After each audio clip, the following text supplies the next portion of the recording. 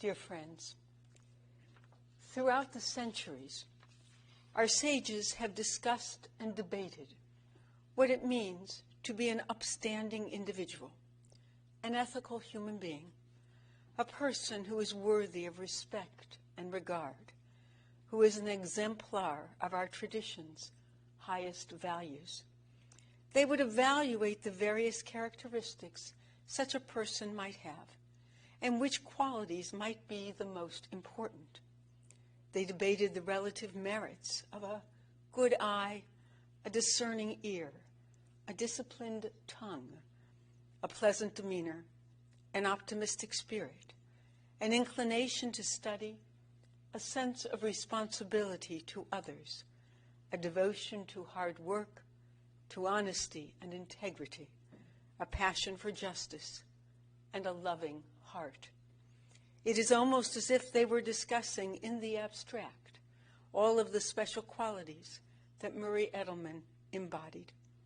They need not have debated so intensely, as there was already a formulation for how we might recognize the very best among us, for how we might describe Murray Edelman and his positive influence upon others. Since ancient times, we have had the words of Psalm 15, one of the most succinct, sublime expressions of human nobility. Adonai, who may abide in your house? Who may dwell in your holy mountain?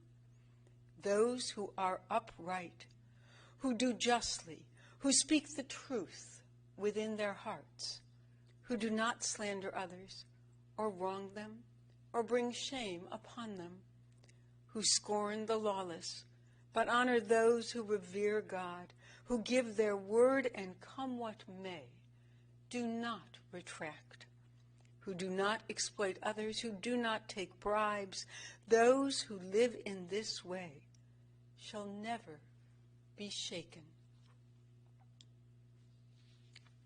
Murray uplifted and enriched our world. And we pray, as he ascends the mountain of Adonai, he will find peace eternal in God's sacred house. Shalom Rav, Yisrael Amacha, Tasim Leolam. Shalom Rav, Yisrael Amacha, Tasim Leolam. Ki ata hu melech Adon, lechol hashalom. Ki ata hu melech Adon, lechol hashalom. Shalom Rav, Yisrael Amacha, Tasim Leolam. Shalom Rav, Yisrael Amacha, Tasim Leolam. V'tov beinacha levarech et Amacha Yisrael. Bechol eit uv'chol shah b'shlomecha. Shalom Rav, Yisrael Amacha, Tasim Leolam. Shalom Rav, Yisrael Amacha, Tasim Leolam. Tasim Leolam. Tasim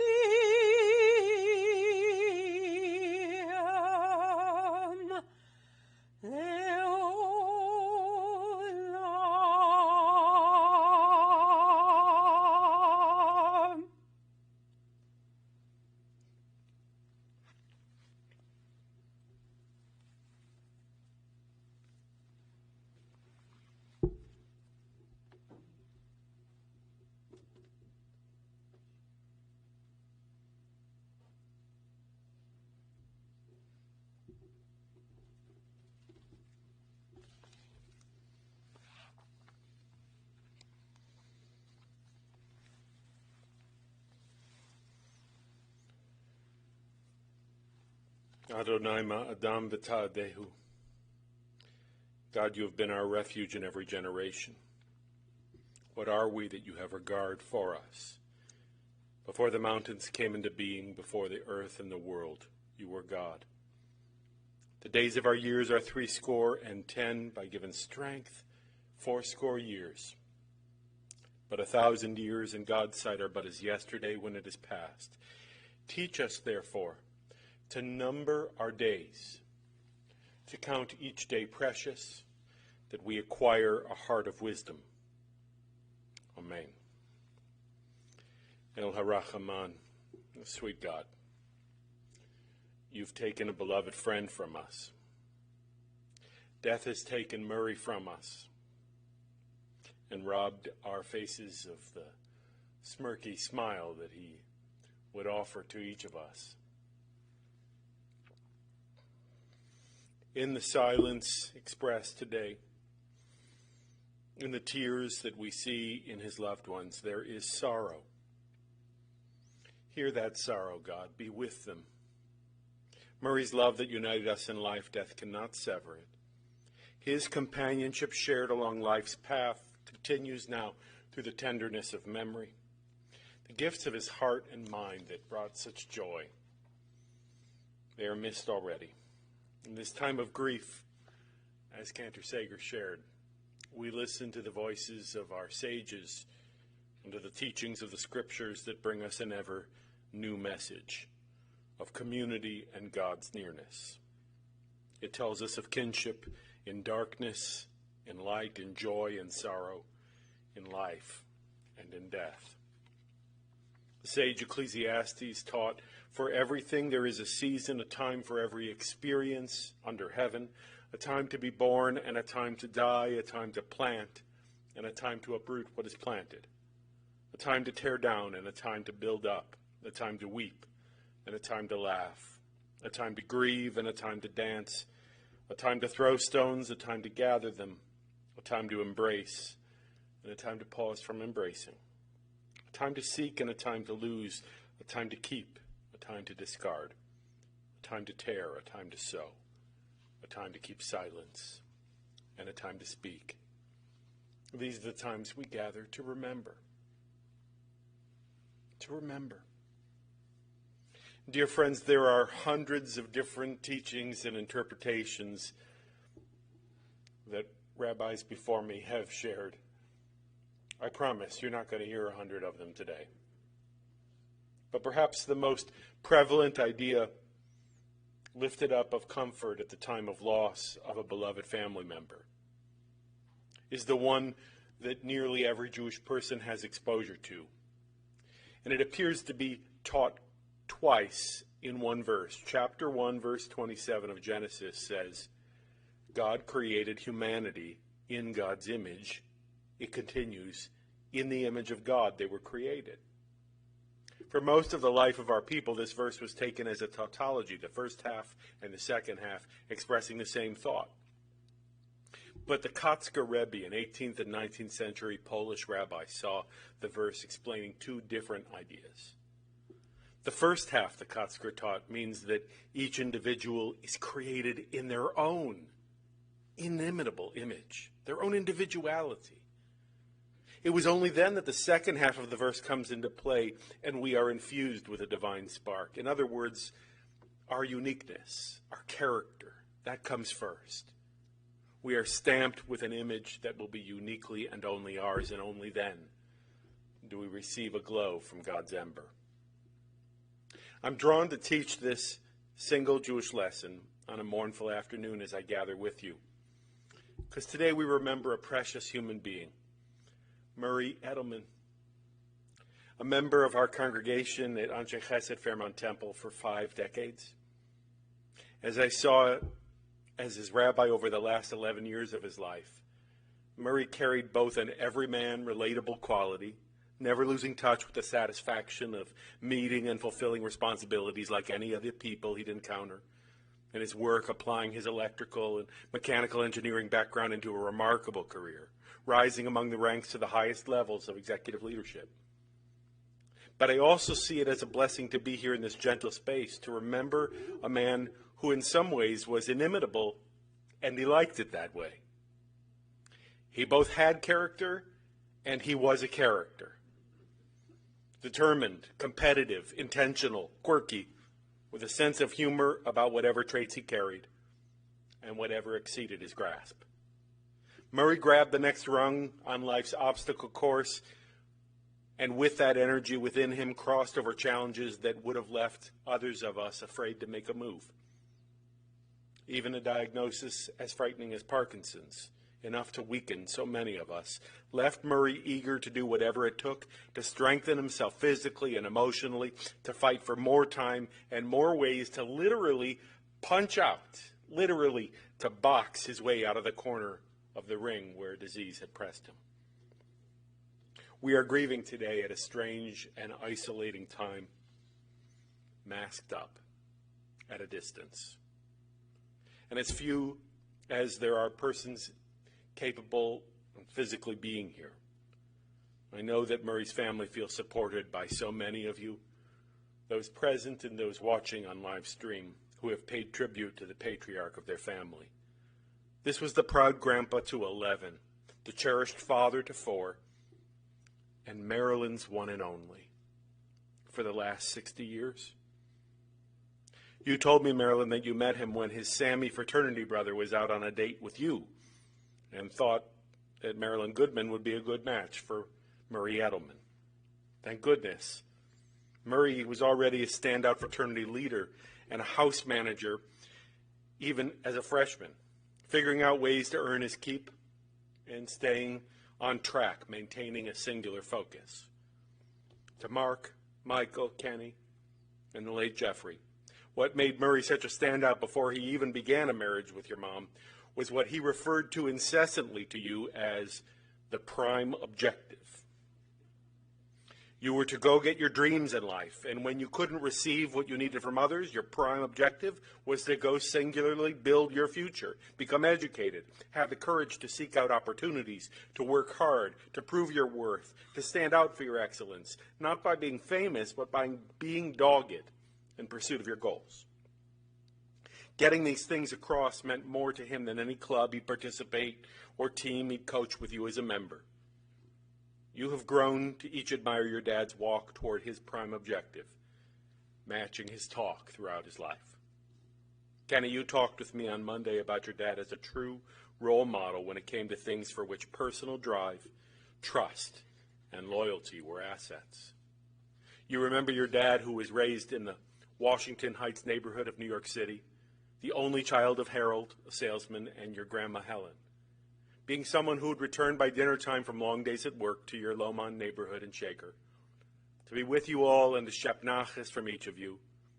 Mark, you remember playing basketball together on what you'd call a non-regulation height rim and backboard at your house. He could hit 21 straight shots if he wanted to, and that's just what he did. And if you got close to him in a game of one-on-one, Mark, you remember your dad playing an aggressive game beneath the boards, checking you into the garage door on more than one occasion to avoid you scoring on him or you're blocking a shot.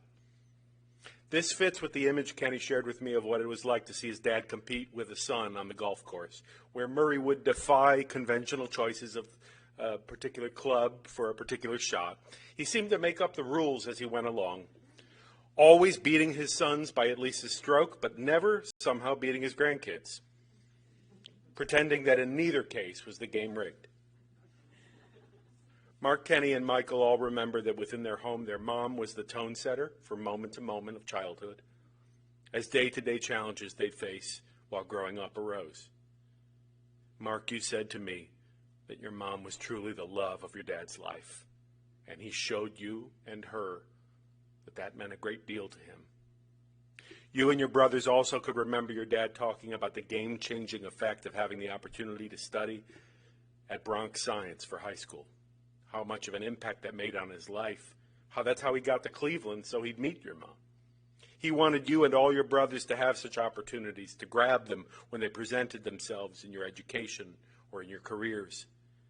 It's not that Murray only modeled being intentional or studious, though he was a gifted student. He also told you stories of fun and competitive instinct wakened within him while playing stickball and basketball on Washington Heights streets growing up.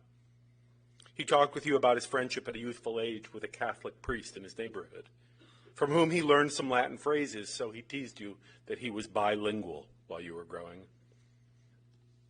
Marilyn, you've said that for a long time, among your first impressions of Murray were his kindness, his protective nature, even his chivalry. When you transferred to Western Reserve, you had no idea that among the case students you'd meet would be such a handsome, polite, respectful, even chivalrous man with whom to build the foundation of a life together. Murray had anticipated playing basketball at Case, and yet because he was friends with other students who were Hungarian immigrants and enamored of soccer, he wound up playing more soccer than anything else. He was Jewish and proud of his culture, for sure, but not particularly drawn to its spiritual underpinnings or services that lasted longer than 20 minutes. He was scientifically oriented and told me as much, while stressing in his words and demonstrating in his actions and in his warmth that he wanted to have a personal relationship with each of the clergy at our synagogue. For Murray, his beliefs and aspirations for what he wanted to be in life were born of that Bronx Science High School experience, the scholarship that it helped him earn at Case. That acted as a true catalyst for him to build an adult life where he could meet and even better his own prime objective. Marilyn, you saw and will always see something beautiful and thoughtful and loving about him. You were married at the Silver Sanctuary of the Temple Tifereth Israel at University Circle. You were beginning that day, Christmas Day of 1960, to dream of the way that the heritage you share, your firm belief in education and Jewish values and holidays, would be embraced by each of the young men you and Murray would raise as your sons. Marilyn, both you and Murray have shared with me for a long time how proud you are to have seen how each of your sons, your youngest, the late Jeffrey, Kenny and his Darcy, Michael and his Carla, Mark and his Iris, how they've incorporated values and traditions you instilled into them in their adult homes in their own individual ways. Iris, you spoke on Monday about your joy at seeing your kids be playful and receive that same playful attitude from their grandpa. And Darcy, you spoke about how your father-in-law desired to help get you any possible item you'd need while shopping for you when a difficult pregnancy with a high-risk condition meant you couldn't do it all the way you wanted to, and you'll never forget what it was like to have him in your corner. When Jeffrey died in late 2011, it shattered a part of each of Murray and Marilyn as they each would endure the kind of loss no parent should have to sustain. This was probably the toughest obstacle Murray would have to strive to face in his life, and together with his wife, of the last 6 decades. But one of the things that remained intact for both of them were their hands that we saw personally held tightly with one another as they passed through that valley of shadows. And your voices, which you strived always to use to comfort and enrich and sustain one another. This was a true example. And I'm told this was true even in Murray's final days and hours on this earth, Marilyn, as you held his hand and sang to him and spoke to him to soothe him. What a blessing. In a short while, we'll hear from Murray's cousin, Rebecca, on behalf of her mom, Marcia, who I know can testify to that same character we know, going long back into Edelman family history. We'll also hear from Marilyn and Murray's granddaughter, Rachel, and grandson, Matt, who can tell us the kinds of memories and principles they'll be carrying forward. Some grandpa stories that will never go away over the next many years. I speak of names now that Murray would want me to recognize and would have wanted me long ago to lift up from this lectern. He considered it his good fortune to live long enough to see the birth and growth of Sophie, Jared, Layla, Lauren, Josh, Hannah, Jacob, Anna, David and his fiancée Hallie, Matt and his fiancée Rachel, and Rachel. The grandkids had the benefit of knowing a man who, while his health declined, remained an inimitable force of determination, who was humble and grateful to do something that left them a legacy. And Murray's public legacy is truly remarkable. He was raised with very little. Born in Trenton, New Jersey, in late August of 1939, he was Harold and Helen's only child. Both street smart and book smart, especially in the sciences, Murray made himself an accomplished career. After his scholarship, the case brought him to Cleveland. He stayed here. He went to work in a tough and competitive industry, and one that rarely put him into position to encounter another person openly celebrating the Jewish heritage, if at all. He sought out mentors and asked their advice. He rose to positions of prominence as an executive within the Cleveland Electric Illuminating Company, and later with Centurion Electric and Energy Company. As executive vice president and later president of this company, he was involved with critical strategic decisions in both business and personnel matters. He was unusual in the sense that he had earned respect of those around him as executives, rising from entry-level positions through the ranks until being appointed as the lead. This, among other things, made Murray Edelman a man of dignity, strength, and resolve, someone who could look back on his life of over 8 decades and be proud of some of his key public achievements. I wish to conclude with a story I once learned about the Kosovo Rebbe, a great Hasidic teacher, 19th century, who was highly revered by the people of his community, perhaps in the same way as Murray would remember that much respected Catholic priest that he built a friendship with growing up as a mentor. They say about the Kosovo Rebbe that when he taught you, you felt as if he were seeing over your forehead the letters of the divine name of God. He was that insightful, he could instill a sense of the sacred in every person he taught. The story goes, though, that as difficult economic times hit his community, the Kosovo Rebbe could no longer sustain the yeshiva in which he taught without going several days a week out into the public marketplace to sell wares like any other person hawking what he would have to sell. It would be difficult to sustain the kind of sacred connections the Rebbe would have with students when entering the clattering commerce of the market. So he hired a person to stand at his side whenever he was selling goods to customers. The person he hired, his only job was to remind the Rebbe that each person he encountered was of infinite worth, each person one of dignity and holiness. In a book by contemporary Rabbi Arthur Green, he asks, how did the Kosovo Rebbe's assistant constantly provide that example to his teacher of his true values? What did he do? He further asks, what would such a person look like? Would their beauty be what reminded the Rebbe of the infinite potential beauty of each human being in the market? Might he look somewhat tormented or anguished and be a reminder of the pain humanity can endure? Rabbi Green says that he likes to think of the look of the man the Kosovo Rebbe hired as not being overly handsome nor tortured. He says instead, the only thing that might remind the Rebbe of the worth of every human being was the man he hired had Edelkeit. What is Edelkeit, you ask? It is the Yiddish term for gentleness, sensitivity, a refined appearance. Someone who has Edelkeit has modesty and nobility. You might say Edelkeit is something that a mensch presents to the world, a good and decent person.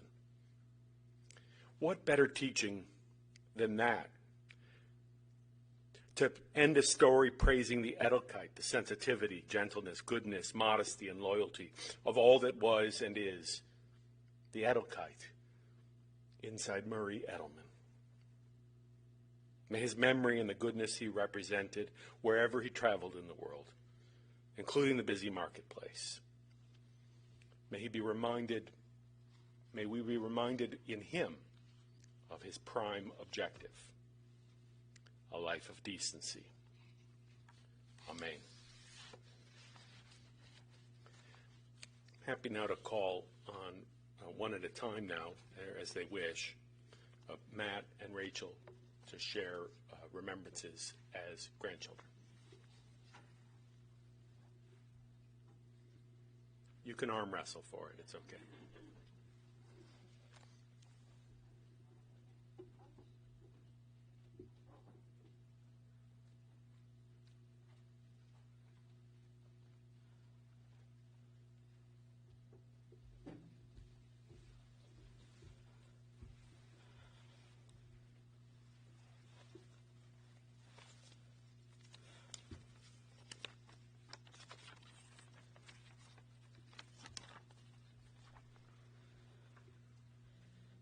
Hi, everyone.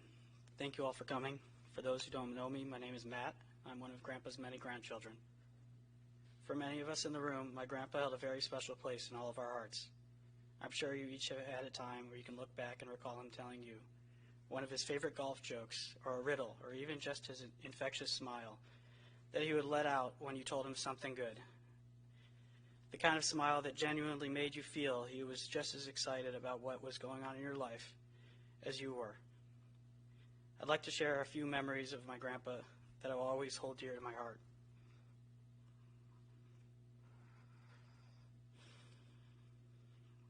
I'll never forget when I grew up in Chicago, and he would come to visit, and I would stand eagerly at the door waiting for him to pull into the driveway so I could be the first one to get his big hug.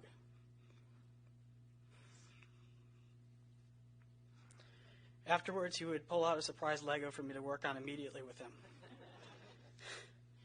No matter what, we would always end up making a special trip to Chuck E. Cheese for a day of games and pizza, just the two of us.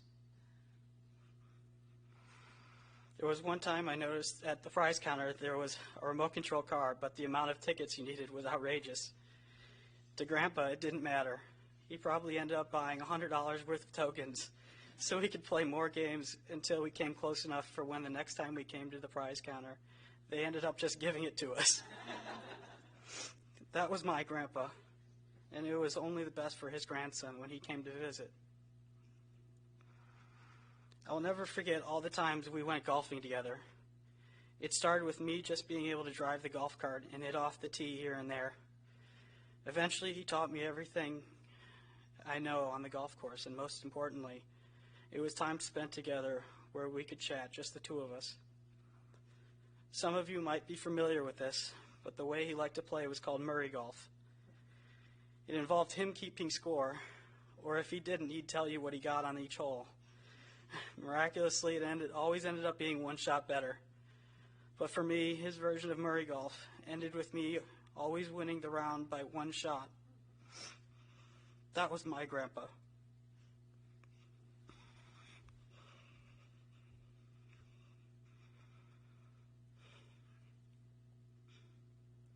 I saved every single scorecard from every round we played together. Finally, and most importantly, I'll never forget how wise of a man he truly was. My grandpa was an engineer. He got his law degree and his MBA from Harvard, but that wasn't what made him wise. I don't know which one of his old black and white television shows or science fiction and mystery novels this came from, but one day he told me, remember the prime objective. This would end up being one of the most important things he's ever told me.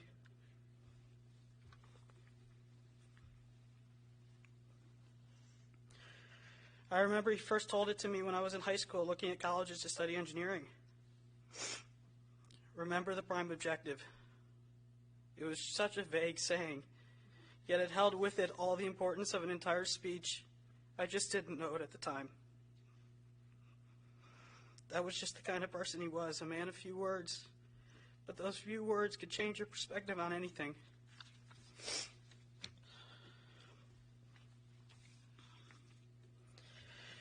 He would call me to check in every once in a while at college, and I'd tell him my classes are hard or I wasn't sure I could pass a class. And he'd tell me, remember the prime objective.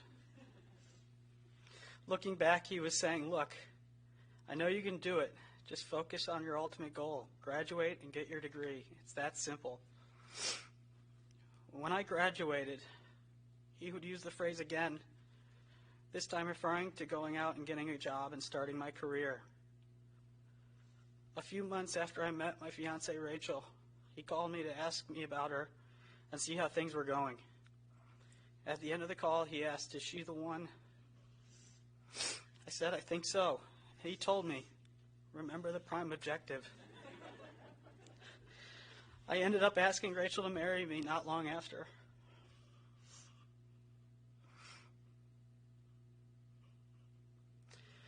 I will never forget him saying those words for the rest of my life.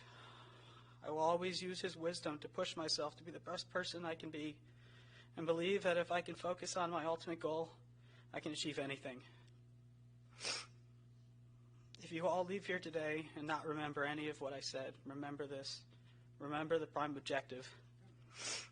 And be the best you can be and honor Grandpa's memory.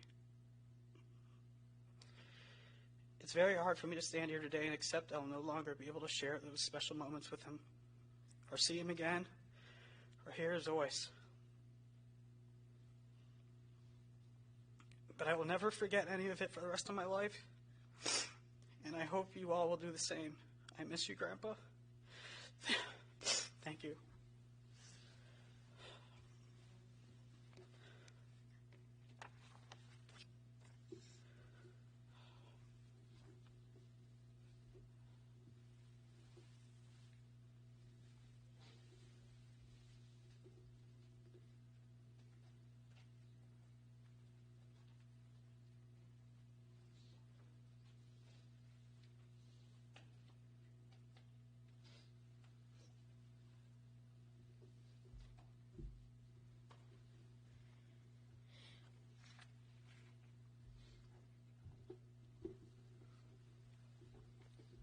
For those who don't know us, I'm Rachel, this is Jacob and David, and we are Mark's children. Our Grandpa Murray was a man who loved to tell stories. Some were true, and we know that because we were there. Like when he accidentally set off the car alarm in the garage, he meant to click lock, and he set off the car alarm and was immediately very sternly told by our grandmother to fix it, and so he accidentally turned on the other car alarm for the other car in the garage, which led to a hysterical symphony of car alarms and screaming and laughter. Some stories were probably true, like how he and his childhood friends ruled the blocks of Washington Heights in northern Manhattan in the 1940s, playing stickball on the streets and getting into all kinds of trouble with the neighborhood priest. Or how he quit the Case Western basketball team because he overslept an exam after having a late practice, only to make the soccer team later in college, despite having never played soccer competitively in his life. And some stories were completely made up, but we loved them anyway, like his stories of Charlie Cadiddlehopper and his magical computer. Charlie helped to solve mysteries, like how all the socks in the world went missing or when all the baseball cards were stolen. He would use his magical computer to search for answers in a similar way to how we use the internet now. Only the answers were never straightforward and rarely helped us solve the mystery, but the computer did have the ability to teleport, and its answers made us laugh. Eventually, Charlie, and sometimes the magical computer, would help us solve the whodunit, and all the socks would return to their rightful drawers. These were the stories our grandfather told us when we slept over his house as kids, making up every detail as we went along, watching our faces with such joy at how hooked we were on every twist and turn. He was the Pied Piper of grandchildren. He could always entertain us with nothing in the room, and we are certain he could do that with anyone, regardless of generation. We're all so sad that he's gone.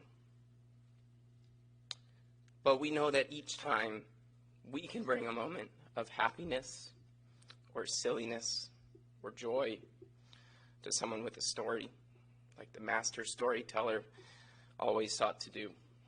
And then we're making him smile, wherever he is now. Thank you.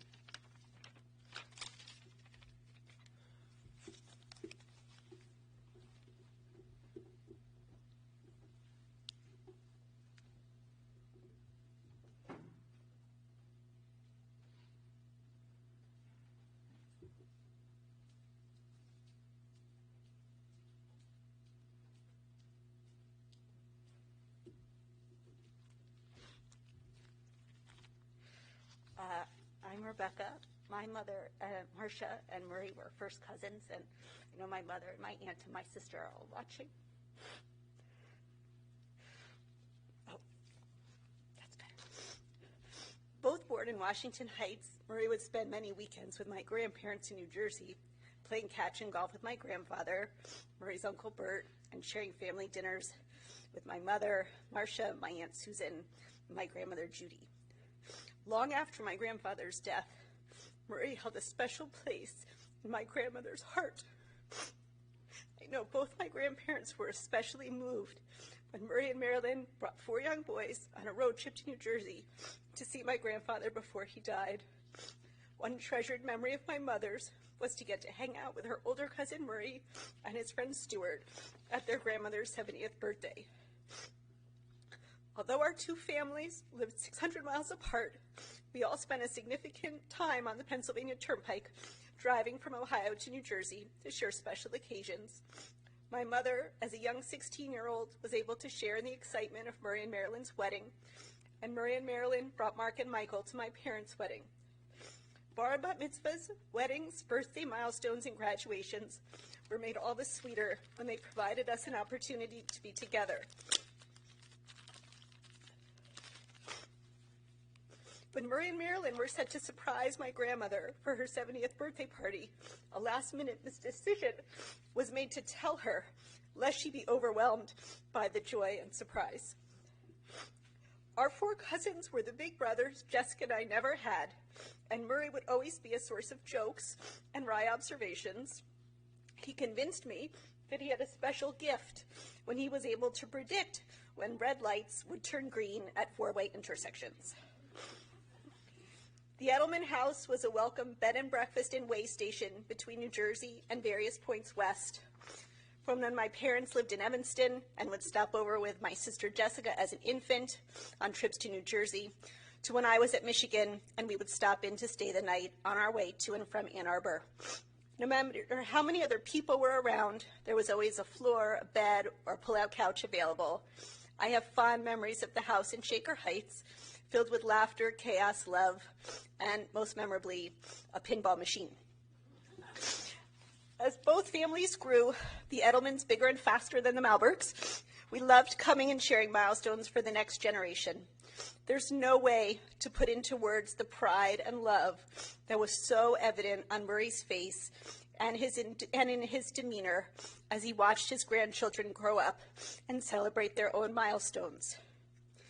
I know my mother and my aunt and my sister would have loved to be here to mourn and celebrate Murray, and my father too, sorry. He was special to my mother and to all of us, and we will miss him very much.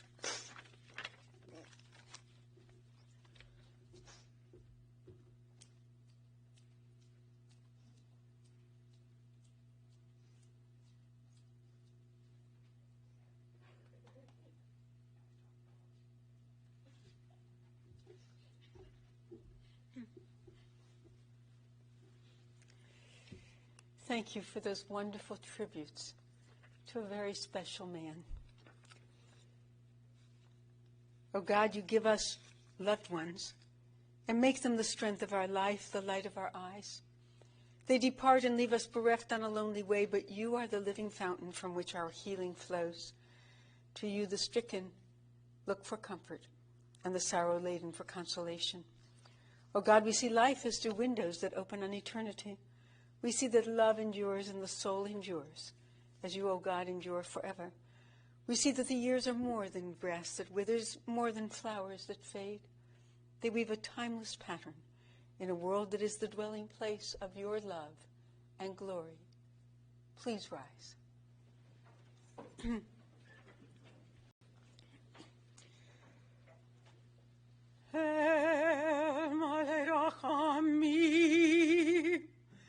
שוכן במרומים, המצאי מנוחה נכונה, תחת כנפי השכינה, עם גירושים וטהורים, כזור רקיע מזהירים.